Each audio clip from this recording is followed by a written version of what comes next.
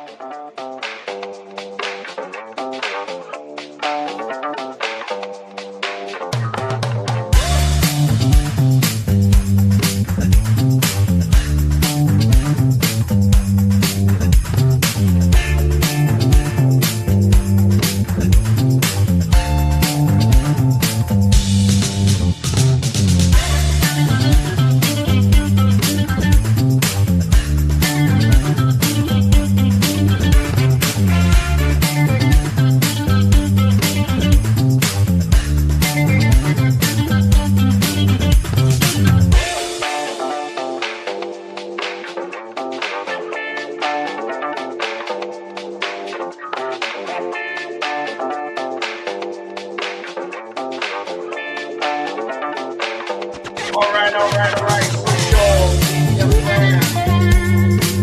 Music time.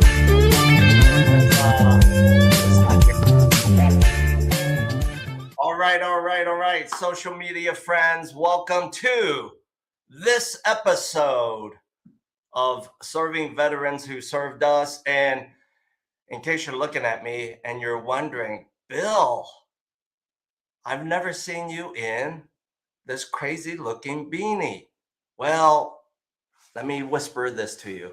I've got a whole lot of beanies. Why? Because this time of the year, January through almost April, because I live in the Chicago frozen tundra and I have 3 little dogs that I have to take care of and they need to go outside. Trust me when I say this, I got a lot of beanies and so do they. We'll save the details for another episode. So before I go further, it seems like 2/3 almost of the US is dealing with their version of the frozen tundra. And if you are like me, if you're like me and maybe like my co-host Jason, that I know he's wrapping up some calls before he can join me in the studio. Why? Because he's a busy managing broker owner of his real estate team. So let's get back to what I just said. If you're like me this time of the year, you got this itch. The itch is, I wish I was there. I wish I was looking at sunshine, ocean waves, Gulf waves, and palm trees flowing back and forth. Yes, I have that itch every year. So with all of that said, let me welcome my co-host into the conversation. And because yesterday I had the pleasure of doing what I thought was a TikTok dance with his team, let me show you his team. Here we go, people. Yes, that's his team. His team are the ones that literally will pump you up. And guess what? Not only will they pump you up, they can be professional, like this crew, right? You want professional? They will dress up for the occasion. So with all of that said, let me add Jason into today's episode. Jason! I don't know any of those people. But they are the people who want to know you because they want to jump in your pool, your bandwagon, to benefit from what you're coaching, mentoring, and leading them to do. Would you agree? Sure. Have to have a phone interview with them first to see if they fit the bill. Yeah. Hey, can I share this with you? Because yesterday I didn't want to share it with you. There's reasons for it because it literally took me out of my rhythm, and I didn't want to show you and your team I was out of my rhythm. All right. Okay. So here goes. Let's see. I didn't drive up yesterday to do the meeting with you. I had to catch an Uber. Why? Because I had a effing flat tire. Oh, that's the worst. That's the worst. So, and you were still early. I was still early. I am always punctual. I am a believer in, you tell me to be somewhere at 10 o'clock, I'm going to be there at the worst case, 9:55. Because Yeah. My high school band director dropped this in front of me for 5 years. If you're on time, you're late, Bill. Yeah. If you're early, you're on time. Maybe that'll ring a memory with you back in your military days, right? Oh yeah, for sure. Yeah, yeah. For sure. So Jason, as Beyonce said, I think with one of her big hits, lemons, make lemonade out of lemons, something like that, right? Okay. All right. So guess what? Yours truly, I made lemonade out of my lemons yesterday. I had to catch an Uber. So as I was in the Uber, this guy was, starting a chat with me, a banter. He was like, hey, are you going to work? And I laughed at him. I'm like, yeah, I'm always going to work. I'm always working. Mm-hmm. Right. And so he then said, oh, well, you're going to your office. And I said, well, where are you dropping me off at? It's someone else's office, but I'm going to work. And then the guy says, okay.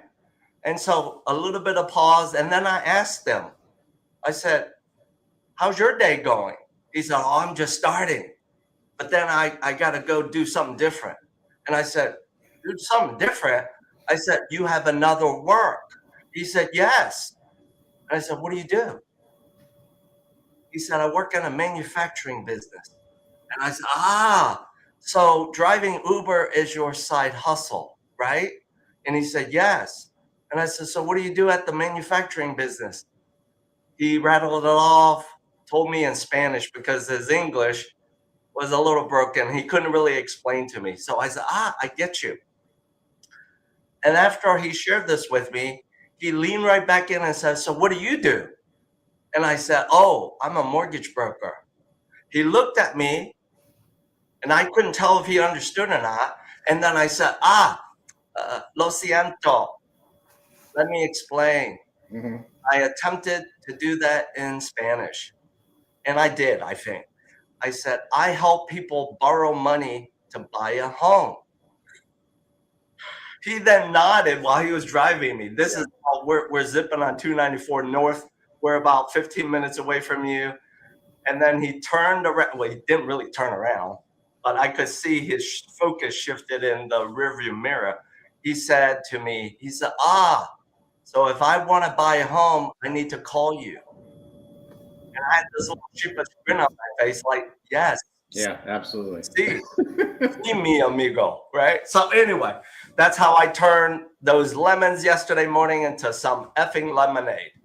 Yeah, that's good. That's good. Always be working. Always be working. Always moving the conversation forward. So let's move the conversation forward. Jason, talk to me. We're about to wrap up January 2026. What's going on with the real estate market?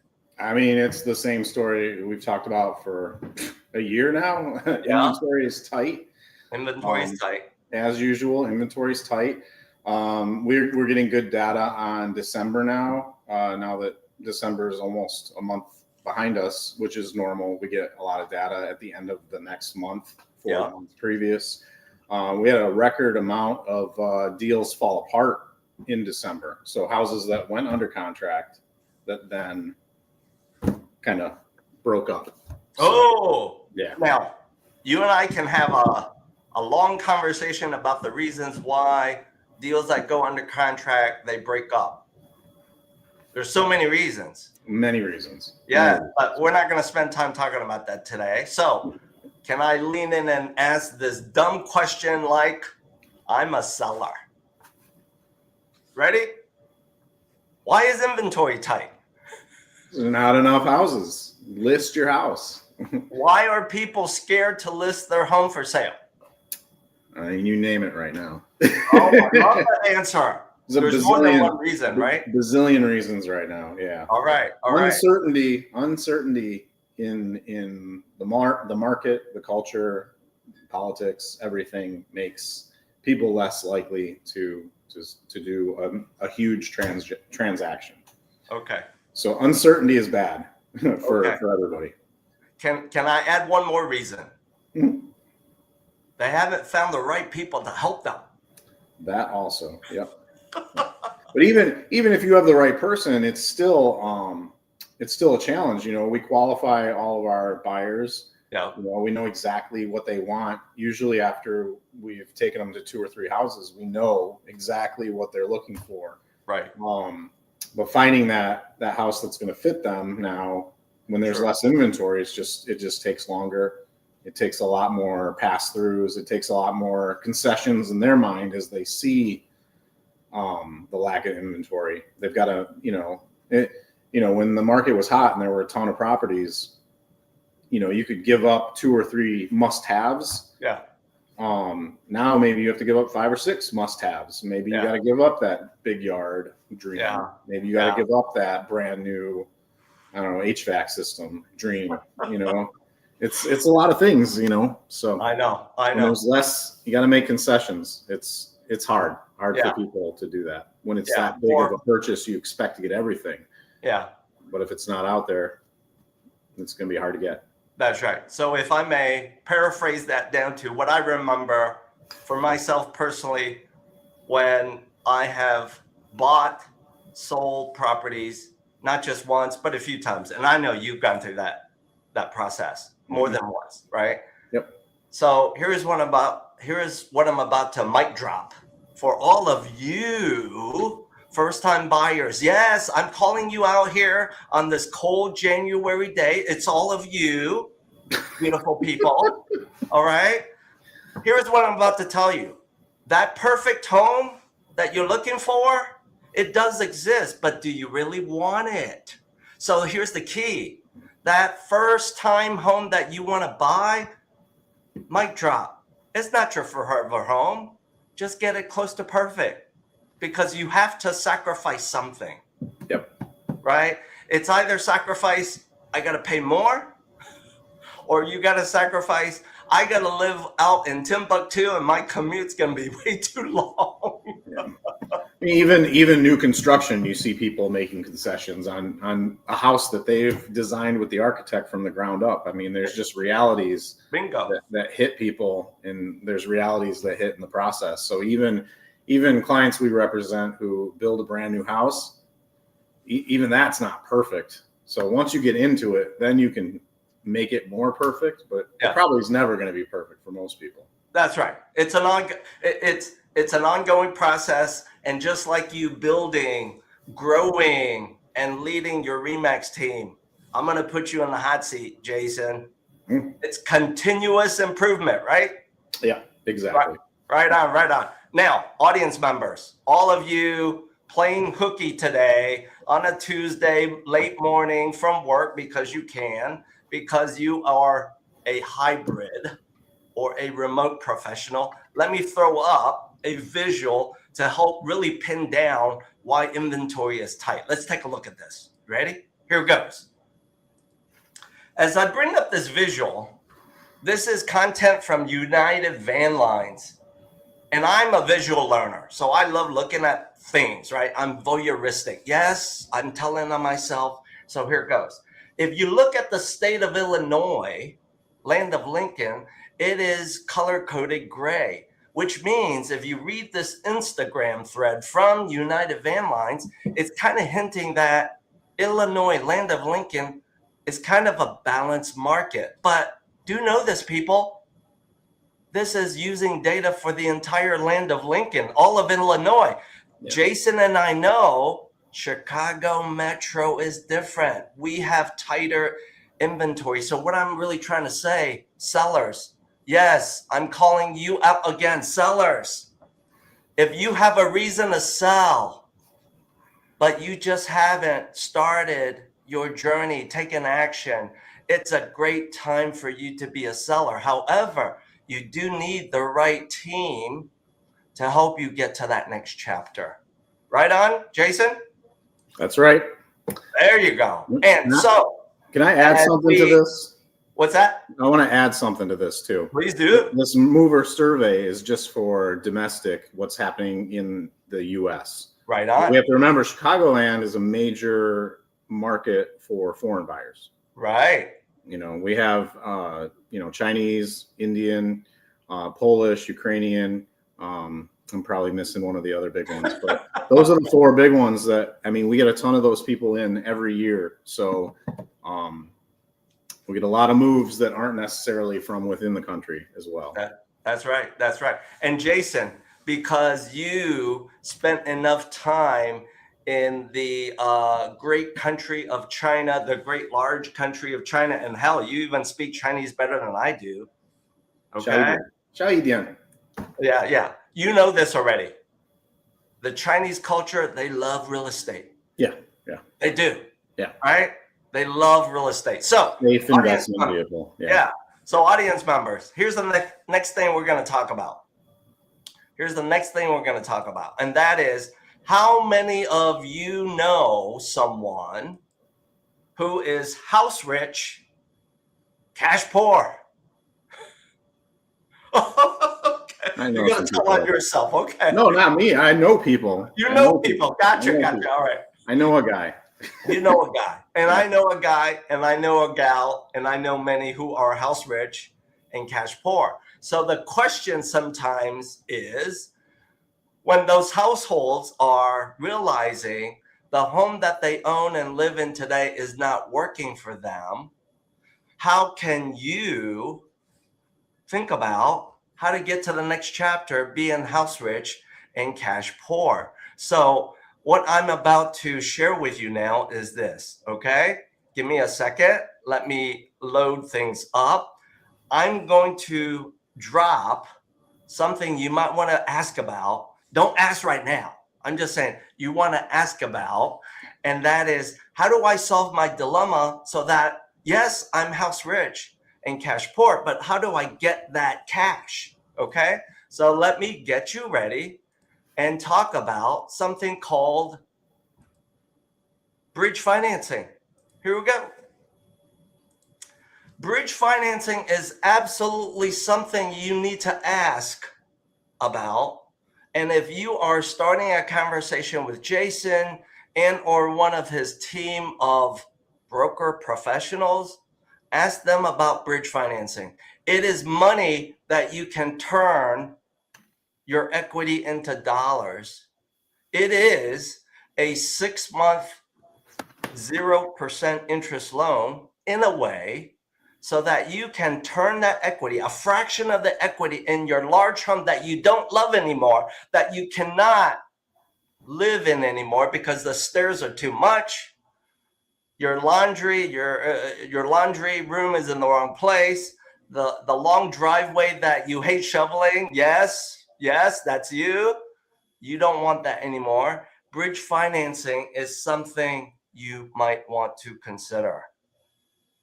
All right. So with that, let me bring us back. Do you have a long driveway, Jason? I do. Yeah. All right. Yep. I'm gonna share my story. I don't have a long driveway, but hell, I hate shoveling. I don't shovel. You don't even shovel. Yeah. No. I taught my wife how to shovel, so she takes care of all the shoveling. She's got good form, everything. No, yes. I'm kidding. You know what? I know your wife Obella is a woman of many talents, but I'll admit we shouldn't subject our wives to that. We don't want them to do that. Well, right? A few years ago, I broke my foot, and I couldn't shovel. Yeah. And she went out there and she did it. So she's wow. Yeah, but now we have our servant person who does it. Servant. Yeah. No, we have a service that comes and does it. Yeah. You have your people. I love it. Yeah. I got a guy. Got a guy. Yep. So let's now wrap up and talk about this as well. Jason, you can show your hand if you want. Who do you know who may be in this situation? They have an absolute outstanding low rate mortgage tied to the home that they live in. However, their thinking is, and it's natural, I don't want to touch that low rate mortgage. I want to leave that in play, but I got all these projects that I must tackle, either deferred maintenance or their short to long laundry list of, I want to make these improvements now so that I can enjoy it. So when I'm ready to sell, I can benefit from the upside of the improvements. Who do you know? Just raise your hand if you know a lot of people that have said that to you. Oh my gosh, you got 10 people, you know? Yeah, probably more. Probably. And guess what, Jason? So do I. So here is what I'm about to share with all of you audience members. There is a solution for you to keep that low rate mortgage in play. Don't mess around with it. You should not touch it. Keep paying the mortgage because it's such a nice low rate. You were smart to either buy at the right time or you refied at the right time, right? So here's the upside. Can you tap your equity based on future improved value, turn that into cash dollars using what is called a home equity line of credit? But here's the twist.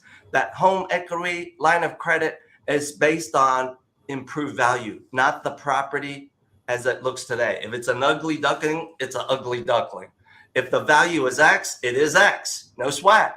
This is based on after you improve it. What do you think about that?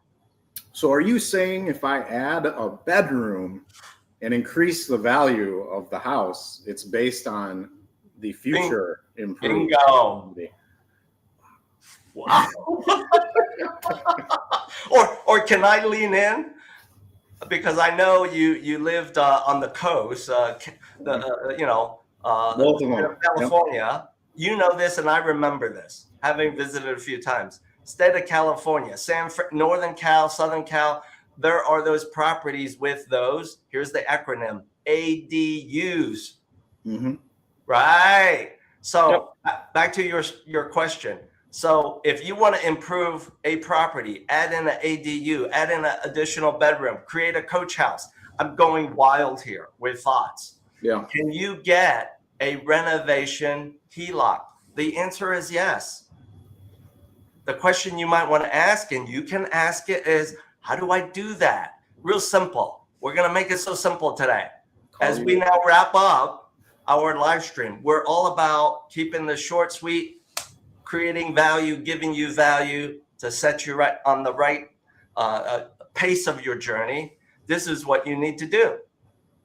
What you need to do is simply start a conversation with Jason and or myself. Why? Both of us. You should lead off with Jason because Jason has access to this data easily at his fingertips. And that is, he can help you run some market intel based on if you improve your property to do X, Y, and Z, here's what potentially the value can be. And then guess what? You then ask Jason to have a conversation with me. Unless you're smart, you're really smart. All you got to do is scan these 2 QR codes. We will have a joint conversation with you to help you accomplish what you want, to get you to the outcome that you really want. So veterans. Perfect. Yeah. So veterans today, veterans, recent retired veterans, veterans in the corporate world. How can you start a conversation with us? Scan the QR codes that you see here. We'll gladly have a chat with you to lead you through what you want to do. So Music Posse, let's play us out so that Jason can go back. Wait. Bill, one thing. Yes, sir. Real quick, don't close yet. I got a text. Right. I got a text in real time. Somebody watching who had a shout out for you and says that you have great energy. They love your energy. You know why? Because I'm so low energy. That's why. It's called 5 cups of caffeine. No, I am joking. I don't drink that much coffee. Okay. Yeah. It's just my all natural self. So yeah. Somebody just gave you a shout out. Good job, Bill. Thank you. I always appreciate the shout outs. Good, bad, and well, keep the ugly to yourself, okay? But good and bad, I'll take feedback. So Music Posse, play us out so that Jason can go back to leading his team and I can go back to doing the other important stuff that I must attend to. Here we go.